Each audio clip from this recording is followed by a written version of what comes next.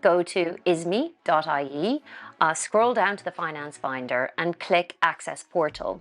You'll land on a short form to create an account, answer a few questions about your business, and then from there you will be contacted by one of the experts who can guide you through the funding matches you'll have seen from building your profile.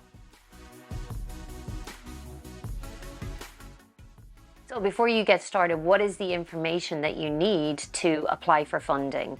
Across the board, lenders are looking for latest set of management accounts, your last full set of filed accounts.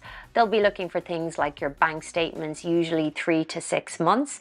And if you're looking for invoice finance or something in particular, they'll want to look at your aged debtors list as well. What documentation do you need to accelerate funding? First, your latest set of management accounts. Then, your latest set of full filed accounts. And then after that, you're going to need bank statements, 3 to 6 months, and thereafter, possibly your aged debtors.